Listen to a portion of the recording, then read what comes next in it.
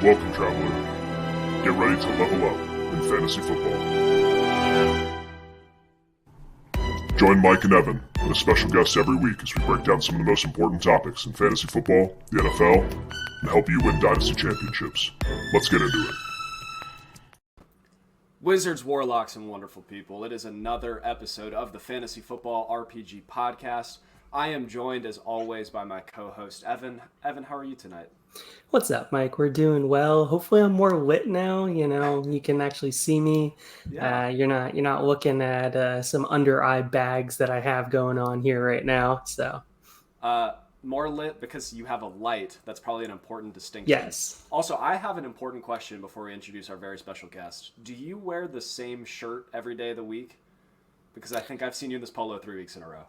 It's pretty close. I usually have this like orange white polo for Mondays. Tuesdays usually this one. Wednesdays usually a light blue.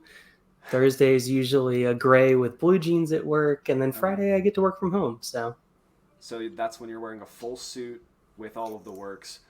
We have a very important question from the chat, but first we have a very important person. I don't know if you guys have noticed, it's not just me and Evan. We have the beautiful, astounding, amazing human being that is Dynasty Outhouse. Russ is his real name, but I prefer Outhouse. How are you this evening? Magical, mystical, wonderful. weirdly just randomly happened to have a wand next to me I don't know. I wonder why I have this here, but I do. I was looking around to see if I had any magical items, but I'll just have to use my fingers. A little magic out of there. Look at that, man. You're so powerful, wandless magic. That's what I'm hearing. It's beautiful. Yes, Zach, Russ is beautiful. I did undersell him, but people will be able to hear his beautiful voice and great information. We have a question, which Big Bear Source, thank you so much for listening in. He wants to know our biggest value startup in drafts right now. So we went ahead and went through Fantasy Calc before the show started to find some of the best values in startups. I have 3 names that I'd like to throw out there, and you guys tell me if I'm crazy or not. First and foremost, Will Levis, quarterback 22. That feels like a huge value if he is the guy there long term. Do you both think he is the guy, or are you out on Will Levis? I think they're giving him the chance to be the guy. Will he be? I mean, I kind of hope so, because we need fun quarterbacks, and Will Levis seems like he'll be a fun. Like, we need Brett Favre. We need Ryan Fitzpatrick. We need just ridiculousness. Like, I was begging for Drew Lock to start over Geno Smith, not because he's better, because it would just be fun to have Drew Lock starting in the league. So, I mean, I want Will Levis to start.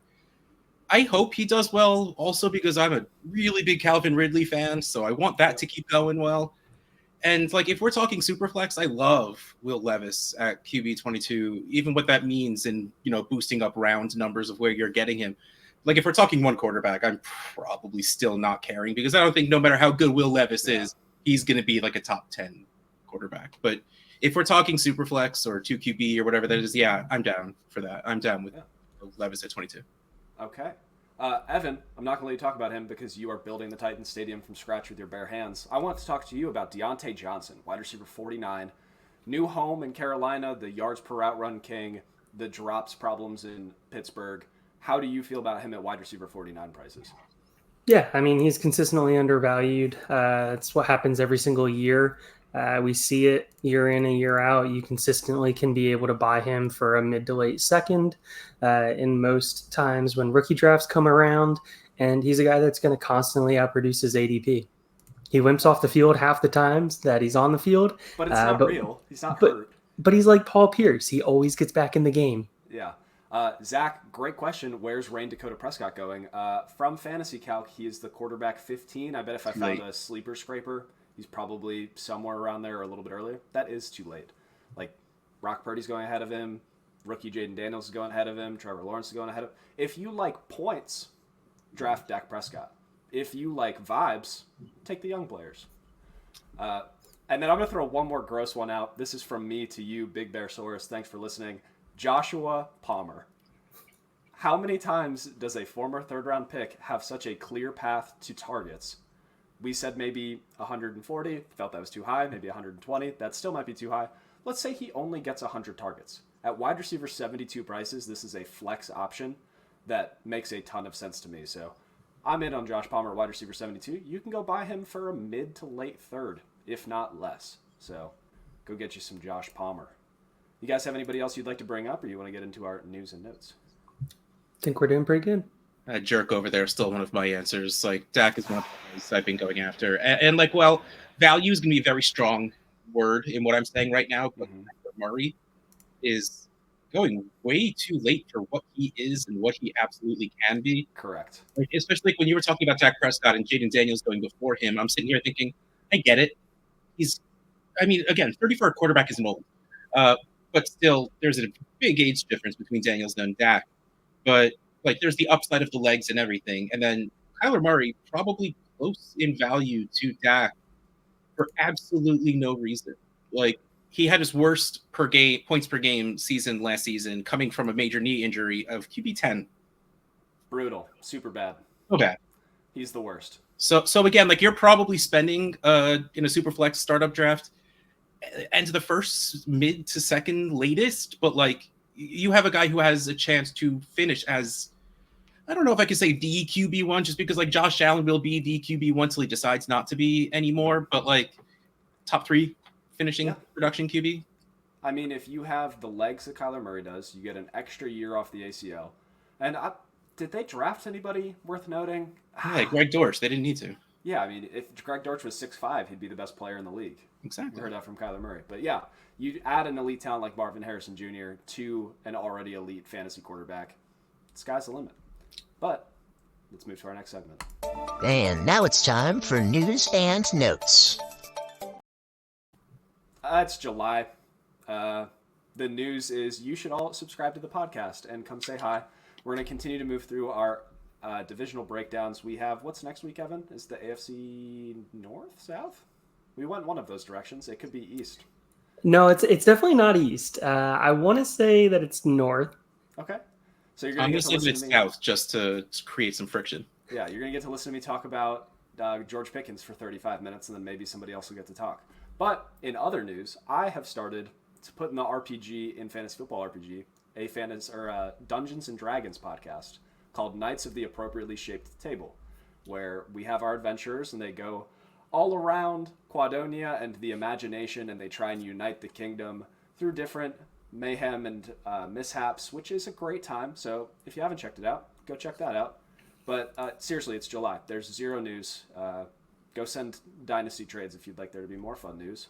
Let's get into the important stuff.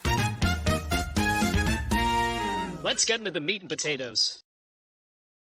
In case you couldn't tell by the thumbnail, this week we're going to be talking about the AFC West. We're going to start with the dads of the division, the Kansas City Chiefs, the dads of the NFL, the dads of everything that matters.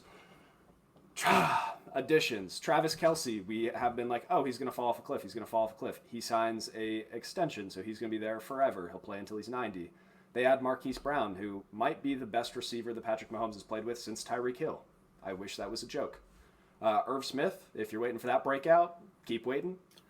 They drafted Xavier Worthy, who I will be his strongest soldier, or his 19th strongest soldier. They upgraded their offensive line through Kinsley Suamatia. We love him. I'll let Evan talk about the offensive line impacts. And they lost Marquez Valdez-Scantling, good for 6 drops a year. That's unfortunate. And there's no coaching changes of notice. Evan, talk to me about what this offensive line does for Patrick Mahomes and Isiah Pacheco this season.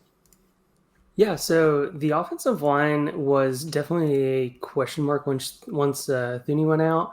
That was a big blow to the offensive line, everything with it. But when you still have a dynamic play caller in Andy Reid, you still have everything that is Patrick Mahomes. You still have wide receivers. What did they do? They adjusted. And that's what they did very well. Their tackles were a huge concern for them last year, so they started getting the ball out of Patrick's hands quicker. You look at his ADOT, he had one of the lowest ADOTs of quarterbacks last year, which is really surprising when you think about that, because Patrick Mahomes, you think, oh, he's chucking the ball downfield. Well, didn't really have big play threats that they trusted, didn't really trust the tackles on the edges to be able to protect him consistently. It should be a good offensive line up the middle. especially if Thuney comes back fully healthy, which I think is 100% the expectation. They should have top 10 interior line play. It's the outside of the line, the tackles, which is what makes Kingsley such a big potential addition to that offensive line. Yeah. It seems like this offense that's already potent, is already one of the best offenses in the league, is going to continue to get better. One of the big moves that we're going to have to talk about and dissect is like what this wide receiver room is going to look like. They move on from MVS. They really didn't have an elite target earner anywhere in the wide receiver room. Now they get Hollywood Brown, who has 3 years of over 20% target share. In the 2 years he didn't hit it full season. So, Russ, when we talk about Hollywood, where are you valuing him at in your dynasty ranks, or what is some actionable advice you would give to our listeners? Okay, so I was so happy when they brought Marquise Brown over. I really, Marquise Brown was one of the first players where I was just like, you know what, I'm not a fan of this guy. And then I saw him play, and I was immediately just like, cool, I was wrong. This guy's good. Let me change my opinion. Like, he was the first person where, like, I was just willing to accept. Like, part of me needed, like, that ego thing of, like, no, I'm going to be right. This guy's going to be bad. Like, no, I was wrong. That's cool. So, like, I've always been a fan. He's had some foot and soft tissue issues which sucks. But, you know, the BMI thing was never an issue, which is what the big thing on him was. But then they go and they bring in Worthy. Now, the thing, what really worries me is, yes, Worthy is super fast, but he's not just a deep threat. That's like not what he is. So what worries me now is that Hollywood might just, I want to believe, like, this is rough. I don't know who I want to be the deep threat now, because I want them both to do well. Yes. And like, I have this inner struggle because I have a whole lot of shares of both of them because I like both of them a lot. But like, I'm worried that they're too similar. I don't know. The thing is, it's good. It's really good for their offense in the real world. Oh yes. But I hate it. I hate that. I don't care about I care about my football team, not your football team. So, like, honestly, I wish I knew the answer. It's one of those things where it's just like, oh, you drafted a guy that's just like a guy you have, so which guy am I supposed to like now? Yes. That is completely fair. I will say, historically we've seen this bump where a player goes to Kansas City and all of a sudden everyone is over the moon about him. This is the time to buy him. He's going to crush.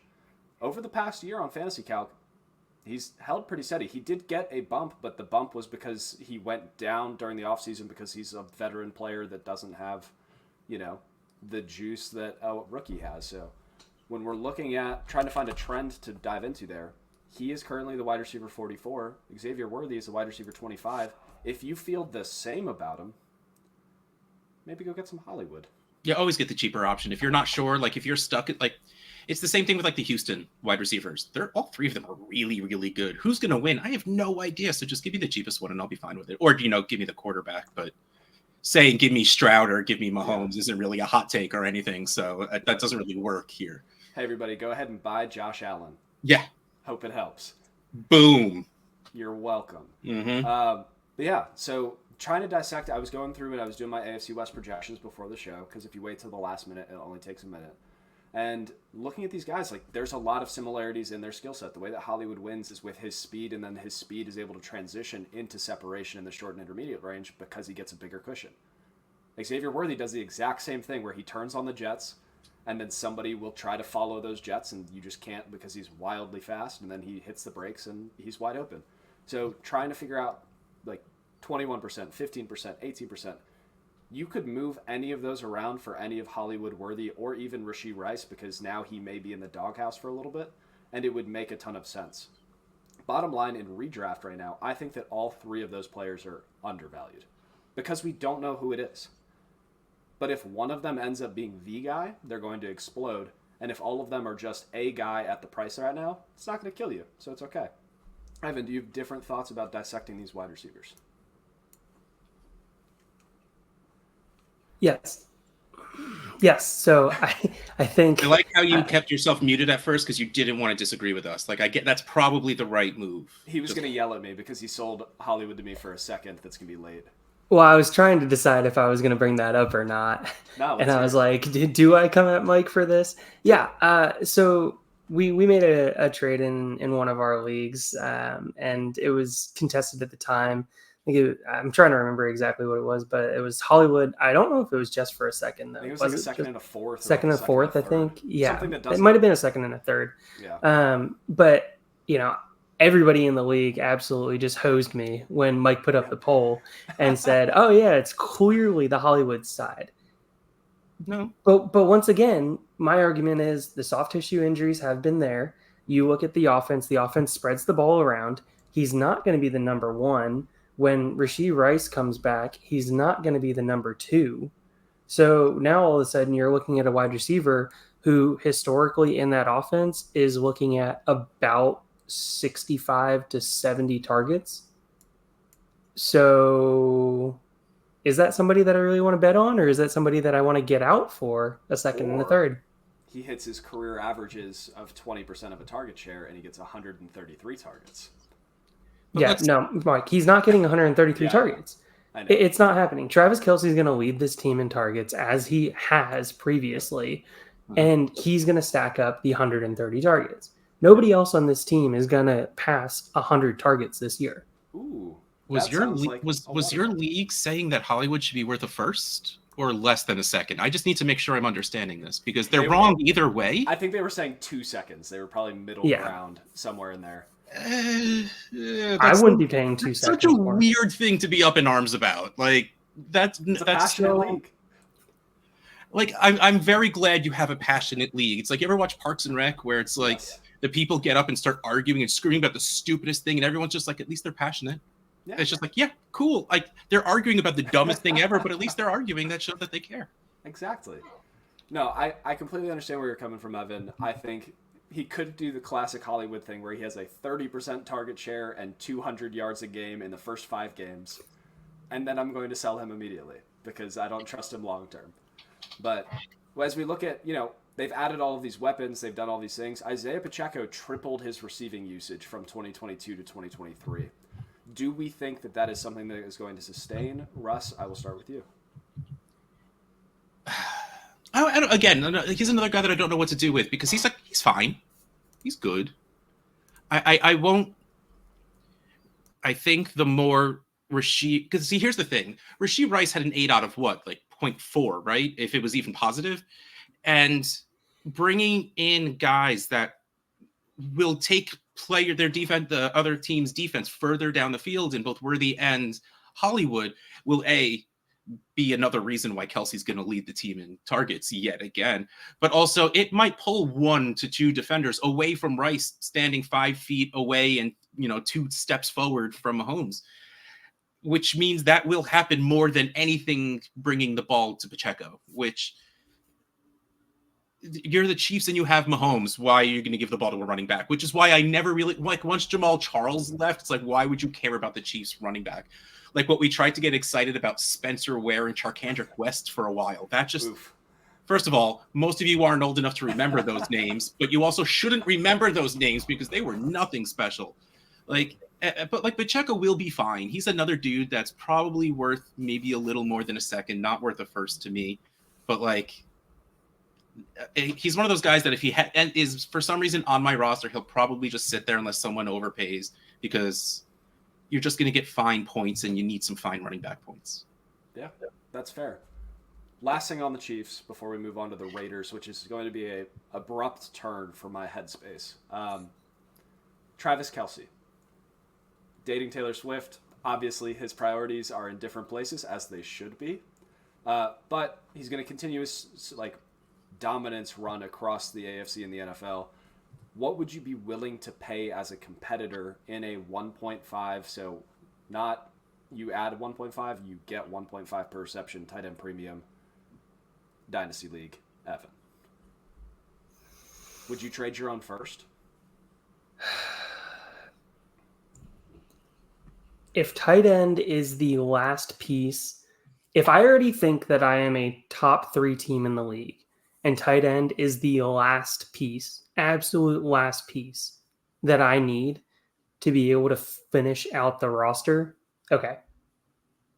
But I have to wholeheartedly, genuinely look at my roster and not be like, yeah, things break right. This is a top 3 team.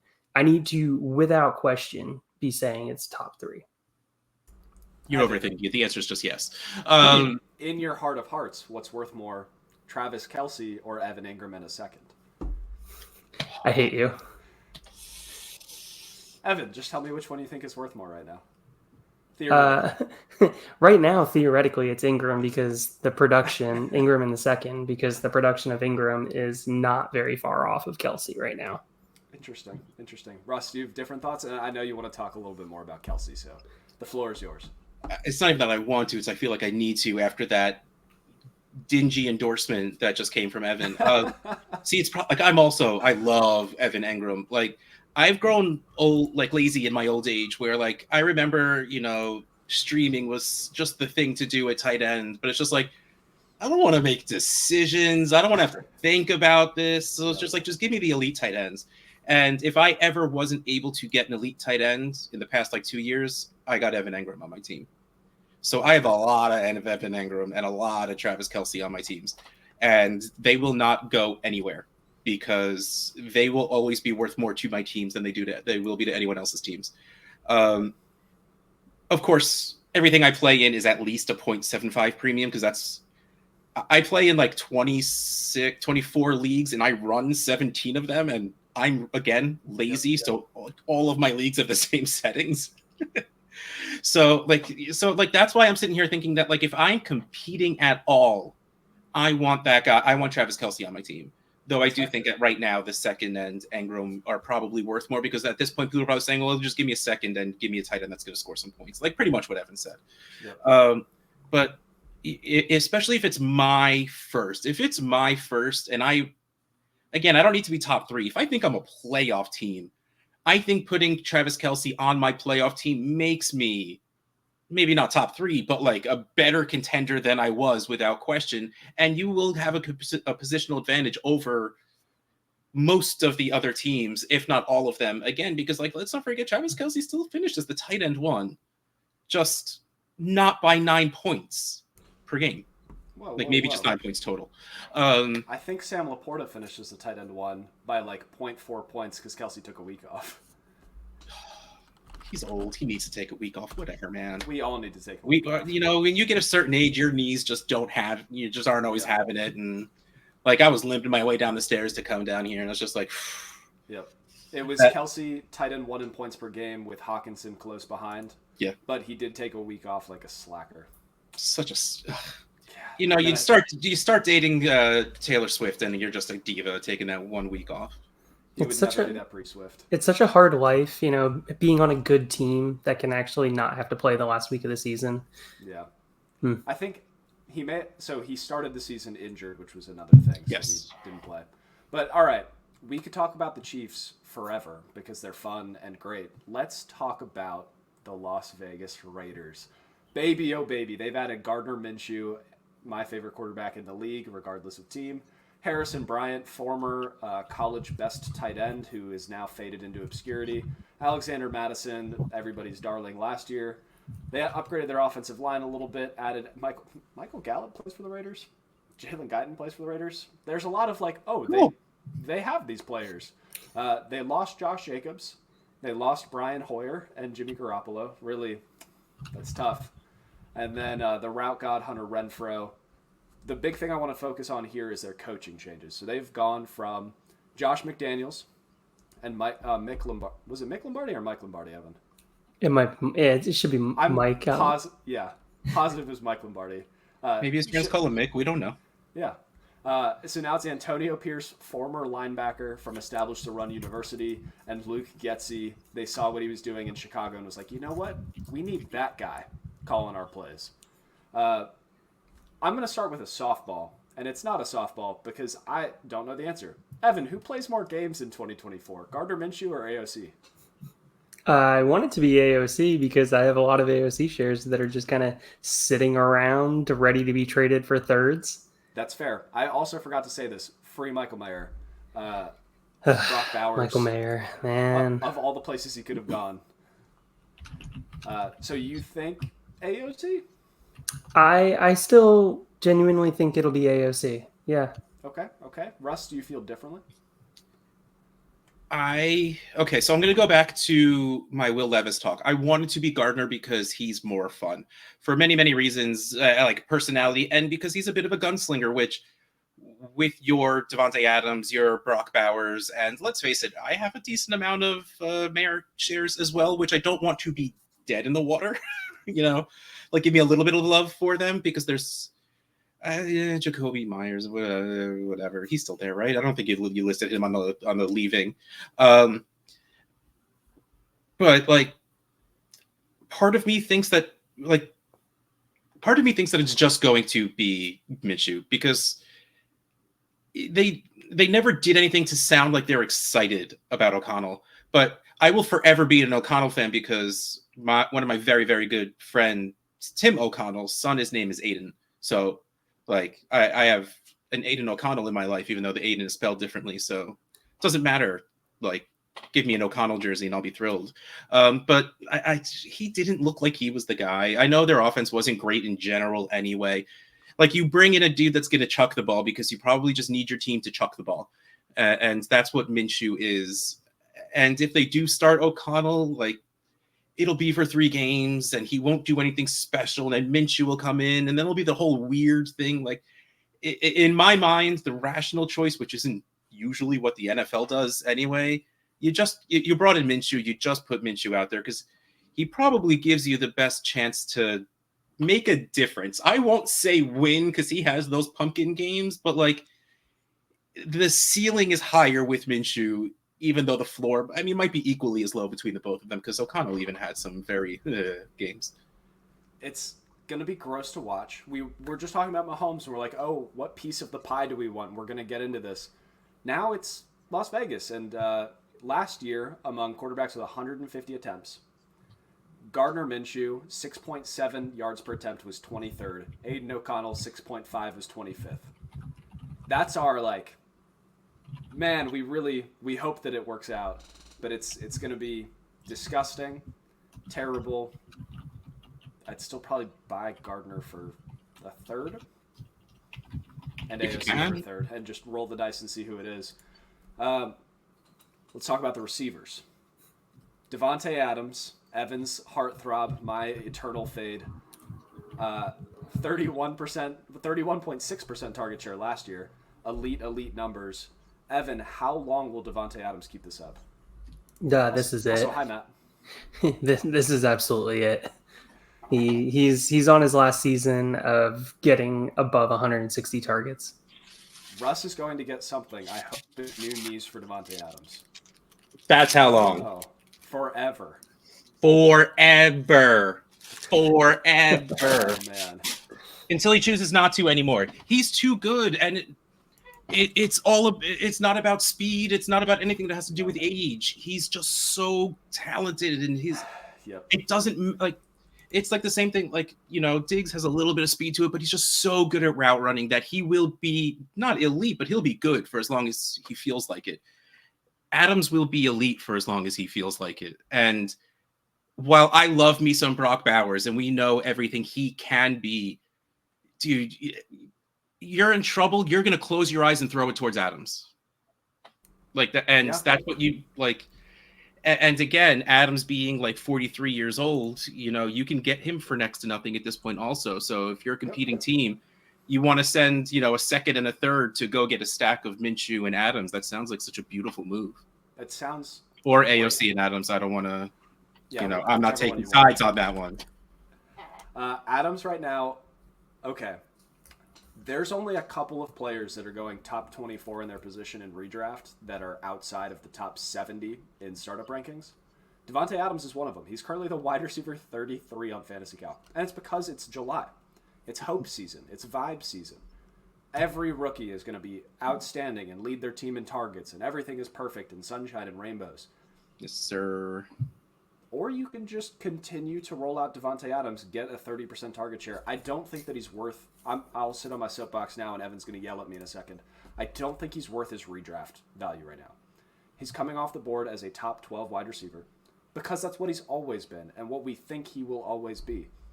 But I would just rather pick a receiver with a good quarterback and hope for bigger spike weeks than just get a million targets and, like, maybe the age cliff catches up. Like, maybe something goes wrong. Maybe he gets traded to a different situation. I would rather pick different receivers there. I'd move him down to, like, wide receiver 15 or 16. But, like, top 12 is a little rich for my... And I can 100% get behind that, Mike. Yeah. Yeah, no, like I said, you know, Yes. the quality of targets just hasn't been there in Las Vegas, and it's been a major issue. Then you look at what the Raiders did when Antonio Pierce took over as the head coach, and 200 yards a game, baby. right. That's a question mark as well. So you start looking at all of that, and you look at the fact that I think his completion versus target, reception versus target ratio was like 55%. It was the worst of his career. Brutal. It's absolutely brutal because he's not getting quality targets, and it's holding him back. It's keeping his numbers lower than we would expect, and the offense isn't going to be scoring a lot. Most likely isn't going to be scoring a lot. Antonio Pierce drives his team through the defense. Yes. So he wants to win games by just turning around, handing the ball off. So handing the ball off. You want to do Zamir White talk? Are we going to talk about Zamir White? Heck I yeah, think we have are. to, definitely. Over under 275 carries this year. Oh, gosh. Under. Over under 250. Under because his knees won't hold up. Over under 230. 14 per game while healthy. 14 a game while healthy. I can go over on that. Yeah. They are going to establish the hell out of the ball, which is going to be hilarious to watch because their offensive line is medium. It's extra medium. Russ, what I don't want to say just like where are you valuing him, how, but that's like the easiest language to use. Yeah. What would you value him as like 2025 picks in a vacuum? The problem is I know he's going for a first, but I'm not doing that at all. Oh yeah, I've seen it a couple of places. Yeah, 25 especially. Yeah, I saw him go for, and this is, I always love talking the small sample size with small sample. So one time I saw him go for the 110 in the Superflex League. So now he's going for a first. So now he's going for a 24 first, no less. No, like I get it. You're like in running backs, like I play running backs mostly year to year anyway. So the fact that he is the guy this year, it makes sense, but he's not great. He's not. I don't want to say he's not good because you have to be good to be in the NFL, and they didn't. I probably. Yeah, but like they didn't bring anyone in, and I love me some Amir Abdullah, but like that's not happening. Like so, it's going to be Zamir White season. Can he pull a Rashad White is the question. Yes. Can he take the volume and do something with it, even if it's not efficient? Like, because he's going to get the like Evan said, he's going to get the numbers, assuming he stays healthy. Getting more than 14 touches a game is out of the ordinary, really. You know, in this league at this point, because they don't really want workhorses anymore. So he'll be, I think, in the higher end of the touches. Especially because he's a receiver. He'll be good back there out of receiving the ball. But like, I'm not going to pay for that. Like, if we're 5 games into the season and it's just like, okay, I was wrong, I'll pay the inflated price. I'll pay the 25 first. Mm-hmm. Fine, if I need it. But like now, I'm not going to bet on it happening. That's fair. I feel the same way about running backs, but also if I'm going to send a 25 first. I didn't know that he was that price, and then I looked it up, and like that's how people value him right now. And like maybe I'm just in my own little world, and Evan and I talk crap about him all the time. But like the 25 class, the bell cow for it is that they're good running backs. Yes. Yeah. You know what those good running backs are going to do if the Raiders pick one? It's here and now, baby. See, the thing is, like, if I'm trading my 25 first for a running back, it's like I said before, it's in the middle of the season when I know I'm competing, and because like Joe Mixon got hurt.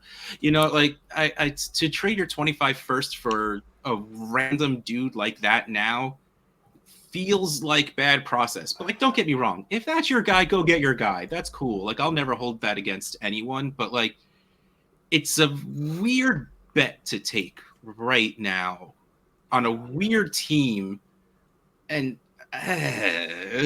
like I can't find words. It's just Not Well, for me. I mean, they did bring in the corpse of Alexander Madison. Don't get me wrong. But can Alexander Madison take 25% of the running back snaps? You know what would be the most fantasy football thing in the world? Alexander Madison becomes a league winner because he beats Zamir White and becomes the running back one. That would be the most fantasy that everybody football thing wanted him to be in Minnesota. No, it'll be the dude they bring in off the couch in week 14. Daryl Henderson, because pick him up those now. two guys. So just walking through that though, if it's in the realm of outcomes for Alexander Madison to take 20 to 25% of the snaps at running back this year, you throw in Dylan Waub in that conversation, could make an argument for another 10 to 15% right there. So now you're talking maybe 40% of the snaps being gobbled up by the two other running backs. So we're talking Zamir White getting a 60% snap share.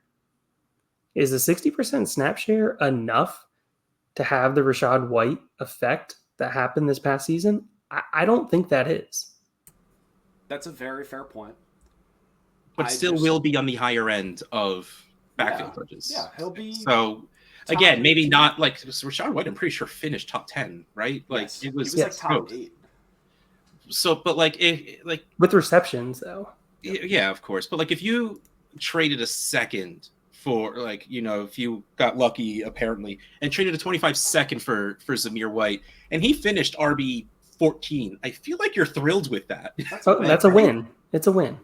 And like that with 60% of the touches on a team that who knows what that offense is going to be, like that feels fine. But again, that's not the price. The price is a 25 first, and that's way too rich for that bet. Speaking of who knows what the offense is going to be, buy Brock Bowers, draft good players, do those good things. Let's talk about the Broncos. Why? Because we have to.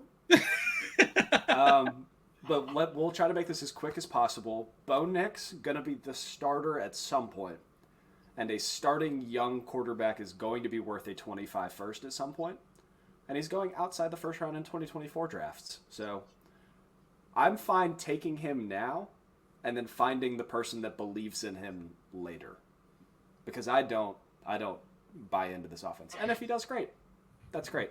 The backfield is really what I want to talk about, though. Anybody want to guess who's going to lead the team in touches? Javonte, don't you dare slander any of this. Don't. Like, we've waited. We've done our time. We sat through a season where he shouldn't have had as many carries as he did, and he didn't do great with them, but like he should not have been healthy enough to do what he did. He's back. It's time. He's super cheap. They don't have anyone else that thrilling. Javonte Williams is good. Don't say there's no one else that thrilling, because some Jaleel McLaughlin. I know, I like him, but I like him, but he's not thrilling. He's a great 2, not even a 1B. He's a very good 2. And again, that is something NFL teams need.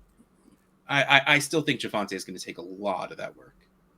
Okay, I was going to say, I heard, hey, look at that. I'll take that. You will like these bags right here under the eyes. I see that. Okay, so back to Javonte Williams talk here. 55% of the snaps in the backfield. I say he goes under that this year. Was that what he had last year? I don't know. Last year he was coming back from injury. It's not fair. It's not fair to look at last year. He was coming off of injury. Oh, I'm looking it up anyway. But yeah. But real quick, while you're looking it up, I pulled up my Trade Addicts rookie ADP. Bo Nix finished at the 112. So barely in the first round. But that's still at the end of the first. Yeah. You're right anyway.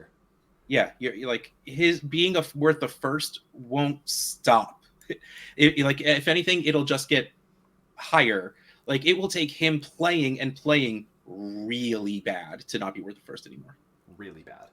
I mean, we all remember when Zach Wilson was, a first round pick, and he played really bad. It's a real thing. And I mean, then speaking of, he still was might be able. the starter. Yeah, he may be the starter week 1. Yeah, never know. That would be so goddamn funny. uh, Javonte had 264 rushing snaps and then Whew. 150 something. Or no, sorry. Let me go to receiving. I did such a good job of stalling for you, And 229. So Fumble the bag. He played like 500 and something snaps. That's pretty close to 50%. here you go. 2023 PFF 482 backfield snaps. That's a hell of a lot for somebody that was coming off of a very complex knee injury. All right. Let's try Sure. some Javonte Williams. Yes, But I win. let's Down also look at Samaje Perine getting 360. Samaje Snaps. Perine's gone. He's dead to us. Is he dead? No, I mean he's still on the roster, but we all just pretend he doesn't exist because it's inconvenient. I mean, McLaughlin 193. Inconvenient. Dead to me. Audric Estime, rookie Good, that I they love him. invested. Okay. I like how Mike spins. The point being, even 493 backfield snaps last season would have kept him below 50%. Fair. But maybe he goes up a little bit, or they put him on the field when they're going to give him the ball because he is an aggressive. He had the most missed tackles forced as a rookie in the NFL, which is absurd with a league that has Nick Chubb and Derrick Henry in it. All right, So- water bet, Mike. I hear it. 55%. Over 50. Give me 54. Fine, 54. That's And a fine. half. Under. Deal. I'll even give you the half. 54. Yeah. Done. All right. That's enough backfield talk. So, bottom line, everyone is split on Javonte Williams, which means that if you believe in him, go buy him because he's cheap. If you don't believe in him, don't or sell him. This is a great opportunity to tier down. Like, there are chances where you can sell Javonte for Brian Robinson in a second. Just did that. It freaking ruled. Like, there are chances for you to make moves like that to insulate those players instead of just having players and then they die. Let's talk about the wide receivers. Jerry Jeudy leaves. We're not going to talk about vacated targets because that's not real. But they're going to pass the ball, and somebody has to catch it. Cortland Sutton is not getting 500 targets this year. If he does, I'd be here if he was. He's a value. That would rule. Let's split this up. Let's say Cortland Sutton gets somewhere in line with his career averages of 120 to 140 targets. I wouldn't even go. No, we're not even going to go that high on Cortland Sutton. Whoa. Let me make sure that's not. I'm not making that up, right? He has a history of doing that. He started 14 games last year. Oh, jeez. He had 90. References He had 90. down. He had 90 targets last year. Blake Watson will lead the backfield. Out of rhythm, go away. He had 90 Thank you for targets last listening, and we year. love So realistically, 100, 105, 110, Okay, not 120, 130. fair. Okay. Who gets the next most? Tim Yeah. Patrick's back, baby. Fireball Jones. Yep. Okay. I mean, Mims. the truth Mims is, like, gets the second most. they need to put Marvin Mims on the field. They need to put Marvin Mims on the field. He's good, and they need to understand that. Yeah, they should put the day 3 good wide receiver on the field. Troy Franklin should be on the field. Well, he should also be on the field also, but Marvin Mims should be on the field. They're on 4 wide receiver sets with Blake Watson in the backfield. Problem solved. Yeah, look at that. We just ran the Broncos. Sean That's what Payton, we- if you're hiring, call us. But no, it's going to be interesting to see how this goes. Obviously, a rookie quarterback or a Zach Wilson quarterback. Either way, disgusting, despicable, horrible. Underdog ADP right now, Cortland Sutton's the wide receiver 49. Yeah, that's not bad. The wide receiver 1 in any offense should do better than wide receiver 49. So if you believe in Bo Nix, which I don't know if there's a lot of those people out there, go buy some Cortland Sutton for very cheap. Very cheap. Yes. The answer might just be just to What's- avoid, but What's he going for right now, Mike? On Fantasy Calc, which thank you for working with us. We love you. He is in line with the A late 206 rookie Okay. Pearsall, A.D. Mitchell, or Calvin Ridley. Russ, would you rather have Calvin Ridley or Cortland Sutton? Evan, would you rather show have my Calvin Ridley jersey hanging on the wall. I do actually those were my guys in the 2018 draft. I love both of them. Like I went to I live in New Jersey. I went to a Jets game and they played the Broncos, and like I saw Cortland Sutton play in real life, and I'm just like, I'm a fan of this grown man. Like it was just Big so boy much football. fun to watch him play, and like, but I mean, Calvin Ridley's just better. Like he from the very beginning, Calvin Ridley was just better. Yes. But yeah, like there's nothing wrong, especially if you're in a 12 team start 10, especially if you're in a start 11, you need the Cortland Suttons out there. You need the wide receiver threes that very easily can spike to a decent wide receiver 2 week. You have to have the expectation like this guy isn't going to finish as a top 5 wide receiver probably ever. But like, again, if you're starting 10, 11 players, you need wide receiver threes. And that's a very safe wide receiver 3 at this point. Fair. Evan, gun to your head. Marvin Mims or Troy Franklin? Mims, heartbeat. You want to do another? We're going to water bet all night. I'll take Troy Franklin. Okay. Cool. Just raw fantasy points per game. But we have to get going. Is there anybody have closing thoughts on the Denver Broncos? They suck. Yep. Yeah. I was just going to say, just avoid it to make your life easier. We'll talk about their betting lines later so we can really talk about how much they suck. The Los Angeles Chargers. They have added, I'm going to read this list to you. Gus Edwards, Will Dissly, Hayden Hurst, Bradley Bozeman, the center, J.K. Dobbins, DJ Chark, Lad McConkey, Kamani Vidal, Brendan Rice, and Cornelius Johnson. I'm a fan of that guy. I've never heard that name before, but that's a fantastic name. I'm going to be drafting a lot of Cornelius Johnson for my name teams. He has to have a handlebar mustache, like, the one that's waxed and curled at the ends. Either that, or he just has the sideburns. Yes, the big mutton chop. Looks like a Civil War general. Yes.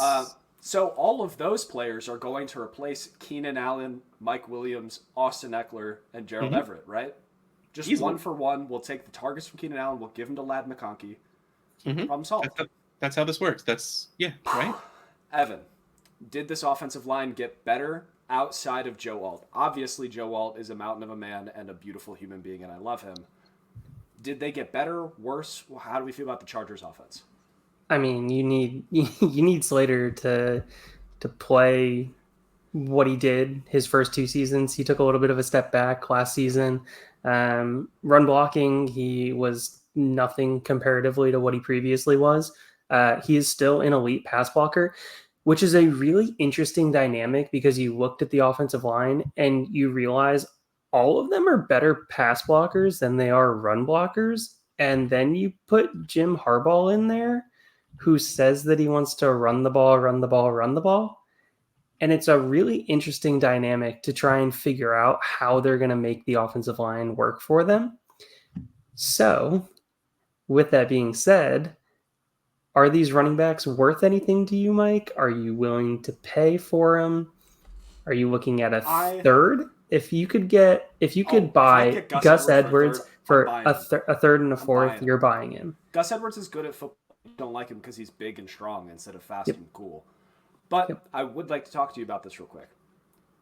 Greg Roman pass attempts by year. 2019, 440. 2020, 406. 2021, 611. That's the year that Lamar won the MVP. That's the year that the Ravens were astonishingly good. Do you think there's a world where they... No. You don't stop reading there. No. Okay, it got so much worse after that. 488, 2022, and then they fired him. All right, I get it. But do you think there's a world where Greg Roman... Lamar Jackson's a very different quarterback than Justin Herbert is. I think over 500 pass attempts should be almost a given? Question mark? And you're both looking at me like I'm sideways. No, I think right around 500. I mean, 510, 520, I think is a very realistic outcome to be modeling Herbert at. Okay. I would be thrilled if he broke 500 because my expectations are lower than that. Not through any actual research or anything, because I don't do any of that. But, knowing what I know of Greg Roman's offense, knowing what I know of Jim Harbaugh, now, of course, it's always that argument of, this is the best quarterback that we've seen either of them play with. Of course, Lamar not really counting, but like you said, they're so different that maybe you can't really compare anyway. But it feels like it would be a stretch that for the two of them coming together to turn into a team that passes all that much more than they run the ball. And I that's probably good for Herbert's efficiency, which I don't know if like how much his fantasy points will struggle because of this, but if anything, it's struggling because they lost Keenan Allen and didn't really do that much really about it. Not to talk better, it's Keenan Allen! Or, positive spin, you lose Keenan Allen, you insert Greg Roman. Are they going to run the I'm very quarterback prepared more? for this show, by the way. Yeah, this is awesome. Right? Like, I just happen to have my we Keenan are. Allen signed jersey sitting next to me. That's because it's been there for 4 years and I haven't hung it up. Nice. I'll call myself out on that one. Eventually. It's okay. I have a Deontay Johnson one that I've had since 2021 that I didn't hang up while he was a Steeler. Justin Herbert designed rushes. He's been under 30 to 40 every single year. Greg Roman comes in the building. We have somebody with a 9.96 RAS. He's built like Josh Allen. We just don't ask him to do that. Do we see that move up a little bit more, or are we just... It's just going to be Justin Herbert handing it to Gus Edwards 900 times a game? No, it's play action ball. It's play action ball, rolling him out of the pocket, moving the pocket on him, and using his athleticism if he chooses to run, which Justin Herbert does not choose to do. He chooses to keep his eyes downfield to look to try and push the ball downfield, which is why his rushing yards and rushing totals have never been what they were in college. Well, you guys aren't any fun. Well, I mean, when we and I love using this phrase, when we talk about duck quarterbacks, like, and you know, talking about the college mascot, like they usually do run, like they do have legs to them because that's usually part of their offense. And then they get into the NFL and they don't seem to really use them. Man, what happened to Marcus Mariota? Woof. I was such a fan. That did not work out. Something about tearing your throwing shoulder. Really bad for a quarterback. Don't tell that to Anthony Richardson fans. But just saying, it happened. That wasn't a non sequitur. I know. I just said it to myself, basically. That was dumb of me. Anthony Richardson to the moon. Like, I don't think it's going to happen. Like, I don't think you... What year is it? 4 years into this stud quarterback's career, you start designing runs for him when it's not something you've seen before. And if you do, it's one of those things where you do it 2 or 3 times at the beginning of a game to throw the defense off the rest of the game. Fair. Like, cool, maybe if you have some points per first down leagues, you'll get an extra half a point or whatever they are. Scott like, hell yeah, baby. But you're not going to get the extra rushing yards you need off the rest of it. But like, you should not at all bake that into your hopes and dreams because that's setting yourself up for disappointment. Okay. So dissecting this offense for both redraft and dynasty, it sounds like we're all consensus, even though we have different opinions on the players. You're just throwing darts in the room and hoping that one of them turns into the guy. Like, it could be Josh Palmer. It could be Ladd McConkey. It could be Gus Edwards, J.K. Dobbins, Kamani Vidal. It could be DJ Chark or Brendan. I don't know. Just go buy a Chargers player and see what happens. Is that pick the one that makes you happy? Like, late dart throw. Late dart throw. If you want to see the guy that scored the points before, you go and get Josh Palmer. If you have a weirdly heavy PPR, you go get Ladd McConkey. If you have a points per bloodline league, you go get Brendan Rice. Perfect. Problem solved. And if you have a points per pass interference call, you go get Quentin Johnston. Heck That hurts. If you have negative No. points per Defensive pass interference. He actually caused a lot of defensive pass interference. That's great. I know, He's but one of the highest rates this year. Down. That's why I'm saying it hurts because I may have drafted him a lot in rookie drafts. Yes. Let's also remember, Mike, real quick, that this defense is still a work in progress. You have consistent injuries along the defensive line, unfortunately, with Bosa, which is really hard to swallow. You see it every year. The secondary, Derwin James, doesn't look like the player that he used to be, which is tough as well. Asante Samuel Jr. is probably the only player in the secondary that makes a huge impact week in and week out. Fair. I have Disagree. this weird urge to scream, "What, you think you're better than me?" anytime Evan starts talking about defense or offensive lines. Just to put that out there. Evan knows ball. He's not good at fantasy, but he knows ball. And what, you think you're better than me? All right. But yeah, so that makes sense. The defense could be second. bad? What I'm getting at is the first half, second half splits for this coming season for Herbert could look drastically different because they are going to have to throw the ball in the second half, whereas they're going to try and keep the game close in the first half, see if they can control the clock with the run game, be able to control that. I'll buy that for a nickel. So you can bring a sweat rag with you if you're a Justin Herbert rosterer, because it's going to look really bad in the first half, but then the second half will come and hopefully he'll start scoring some fantasy points. Yes, there you go. Perfect. All right. Before we answer this question, Eric, great question, and thank you.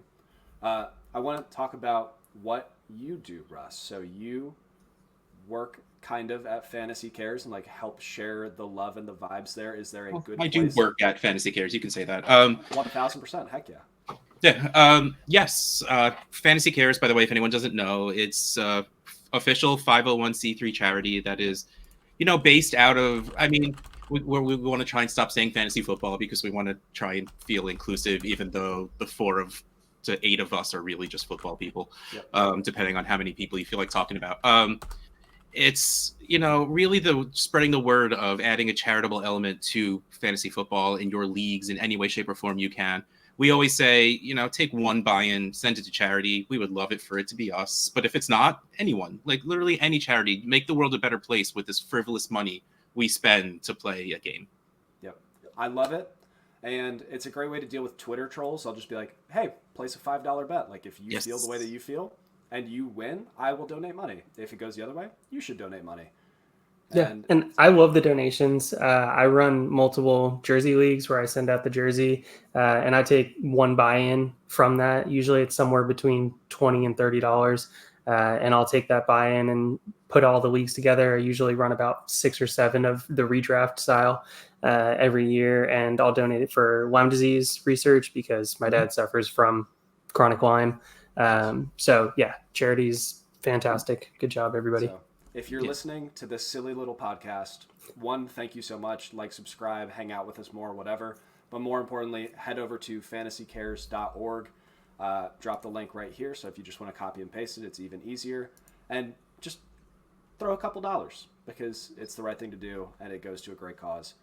Now, let's talk about Eric's question. How are we feeling about the Chargers tight end room? Disgusting, despicable, or dreadful? They can block. They have tight ends on their roster? Like, Yeah, I know you mentioned Will Disley. That's the only guy I know. Hayden Hurst. Oh, that's right. They have 2 of them that are. Yeah. Donald Parham. One good game out of each of them per season. Yeah, 6'8" Donald Parham. He's still. Oh no, that's the answer. He was like, oh my god, the touchdown hawk that he was, and ruining my Gerald Everett shares was infuriating. Yep. Gerald Everett would have 6 catches for 90 yards, but Donald Parham would have 3 touchdowns, and you're like, what is happening here? And he would pull the George Kittle of 2 catches for 2 yards and 2 touchdowns. Like, I love at the end of best ball drafts just picking one of them because it's free. Like they're all going undrafted basically. So just throw a dart. It's also one of those things where none of them might matter. One of them could though, but yes, could sure. So that's the strong stamp of approval that you needed, Eric. I hope that helps.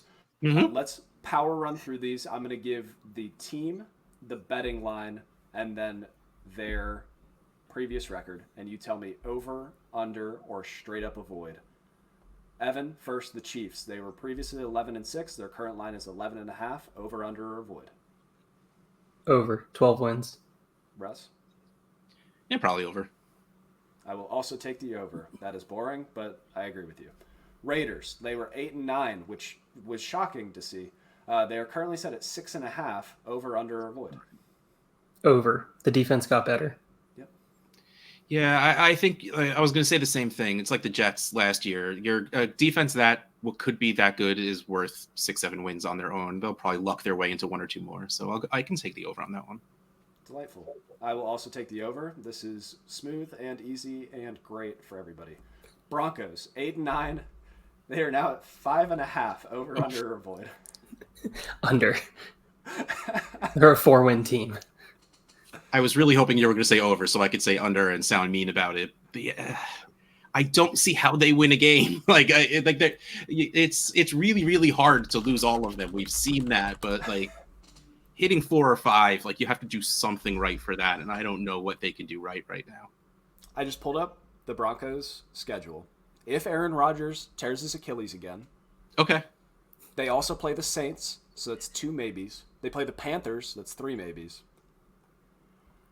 Oh boy.